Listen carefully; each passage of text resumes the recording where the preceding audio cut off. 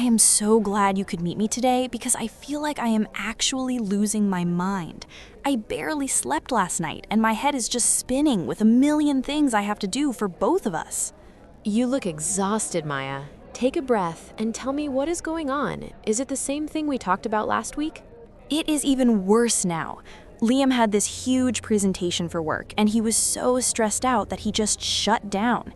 He was sitting on the couch staring at a blank screen for hours. I could see the deadline approaching and I just couldn't watch him fail. So I stayed up until 4 in the morning doing the research and basically writing the slides for him. Oh, Maya, you did the whole thing for him? How did he react when you handed it over? He was grateful, of course. He said I was a lifesaver and that he does not know what he would do without me. But then, this morning, he woke up late and forgot to even thank me again before he left. I am sitting here feeling resentful and tired and honestly a little bit used. But I also feel like I had no choice.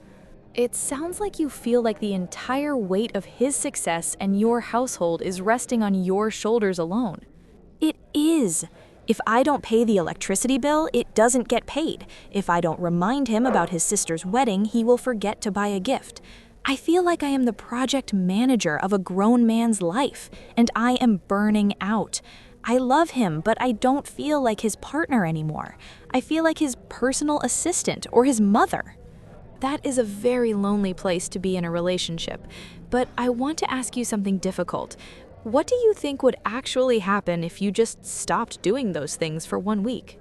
Everything would break, Sarah. He would miss his meetings, the bills would go into collections, and he would probably lose his mind. I can't let that happen because his failures feel like my failures. If our life falls apart, it is because I didn't hold it together. That right there is the core of the problem. You believe that his consequences are your responsibility. You are trapped in a cycle of rescuing him from his own life. And while you think you are helping, you might actually be making things worse for both of you. How can helping someone be making things worse? I am literally keeping his life on track. Because when you rescue him, you take away his opportunity to learn and grow. You are over-functioning, which forces him to under-function. It's a psychological trap, and until we look at why you feel the need to save him, you're going to keep running until you collapse. Let us look at why you feel the need to step in every single time, Maya. It is usually rooted in your own anxiety. When you see Liam about to fail or miss a deadline, you feel a physical sensation of panic in your own body. You're right. I feel like I am vibrating with stress. It's like I can see a car crash happening in slow motion and I feel forced to grab the steering wheel even though I am in the passenger seat. But when you grab the wheel from the passenger seat, you are telling the driver they do not need to pay attention. By managing his life, you are actually managing your own fear of things going wrong. You fix his mistakes so that you do not have to feel the discomfort of watching him struggle. I never thought of it as me being the one with the problem. I thought I was just being the responsible one while he was being forgetful or lazy. It is a dance, Maya. In every relationship, there is a certain amount of responsibility to be shared. If you take on 90% of the weight, there is only 10% left for him to carry. He has evolved to fit the space you left for him.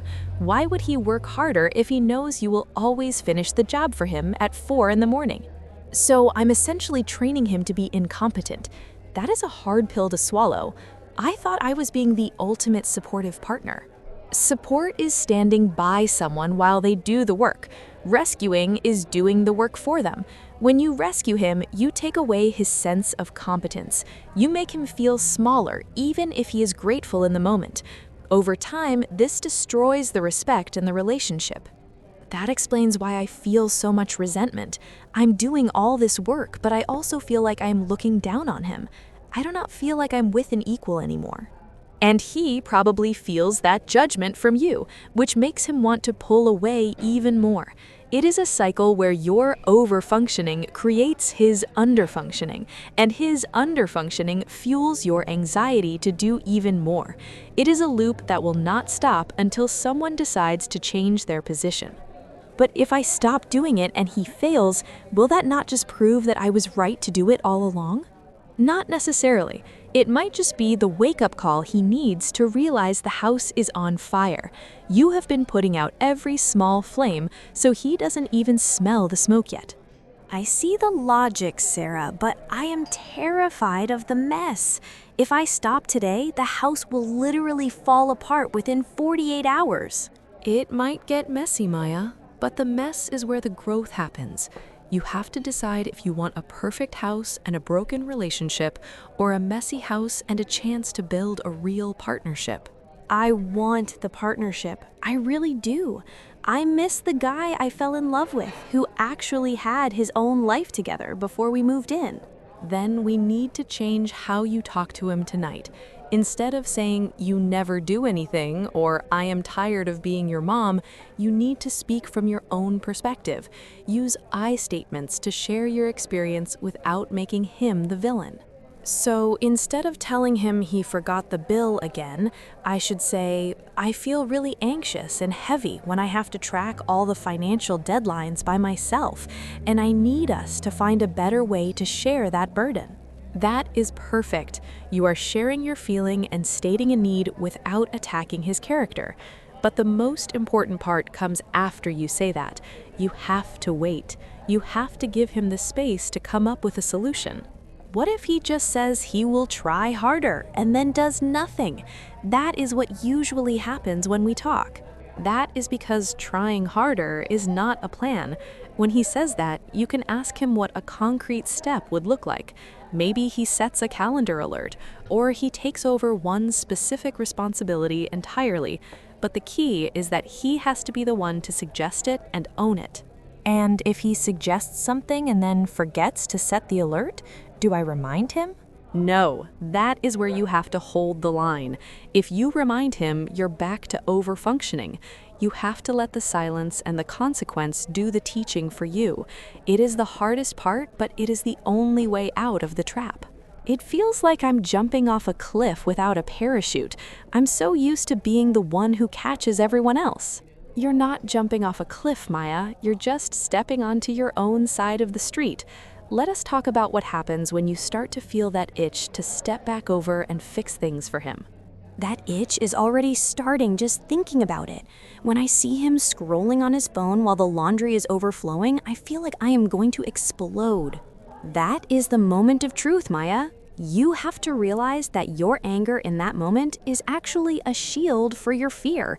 You think if you do not do it, then it will not get done, and that means Liam does not care about you. Exactly. It feels like a test of his love.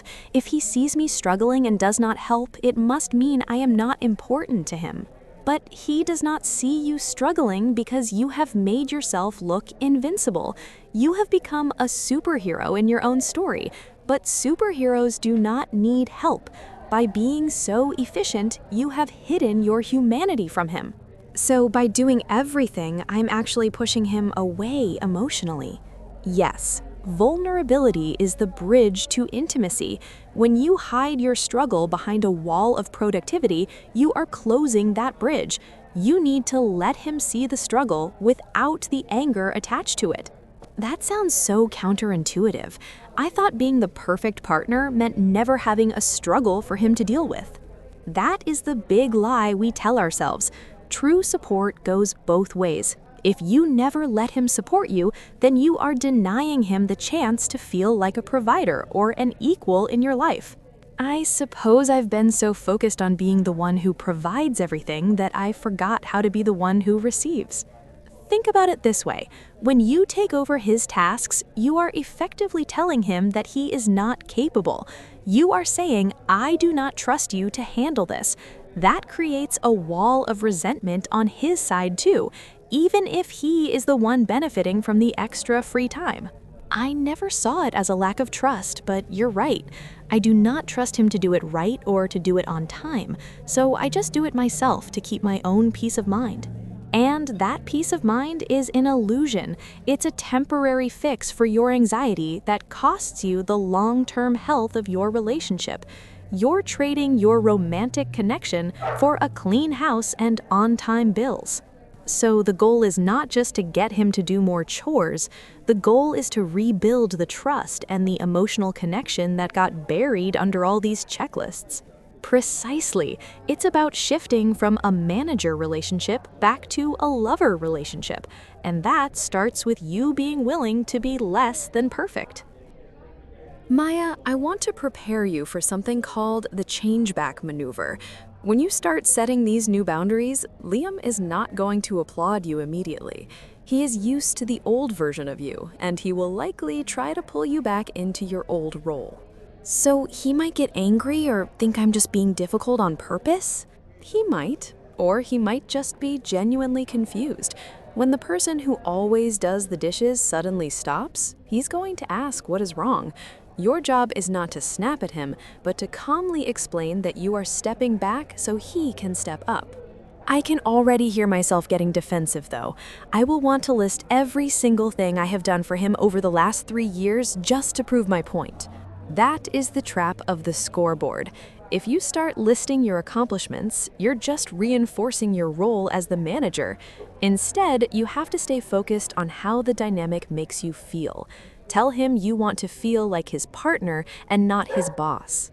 And what if he agrees but then just sits there while the chaos happens around us? You have to be okay with the chaos for a little while. You have to let him feel the weight of the responsibility. If he runs out of clean shirts, he will eventually figure out how the washing machine works. If you do it for him the moment he looks frustrated, you have failed the mission. This sounds like I am detoxing from being a control freak. It is a detox. You are addicted to the sense of control because it makes you feel safe. But that safety is keeping you from true intimacy.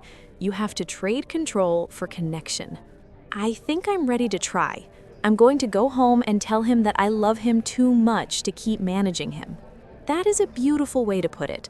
You are protecting the love. You're not being lazy or mean. You are being a partner. It takes a lot of courage to let things fall apart so they can be put back together the right way, Maya. You are essentially dismantling a system that has been running for years. I am realizing that by doing everything, I was actually making Liam feel like he did not matter. If I can do it all myself, then he is just a guest in his own life. Exactly.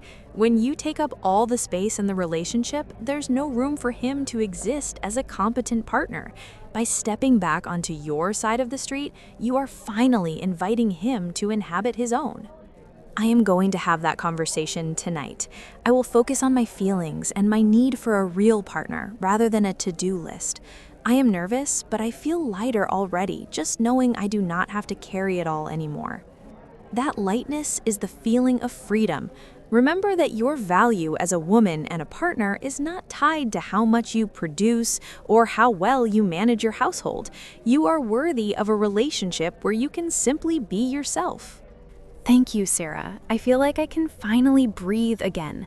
I am going to walk out of this cafe and leave the project manager role behind. I want to be a lover again, and I think Liam wants that too. He probably misses you just as much as he misses you. Real love does not need a manager. It needs two people who are willing to be messy and human and honest together. That is where the true connection lives. I see that now. The biggest lesson I am taking away is that sometimes the most loving thing you can do is to stop doing so much. I have to trust him to show up, and I have to trust myself to handle the outcome. And that is the foundation of a healthy partnership. Let's get the check, and you can start your new life as an equal. I'm so proud of you for choosing your peace over your control.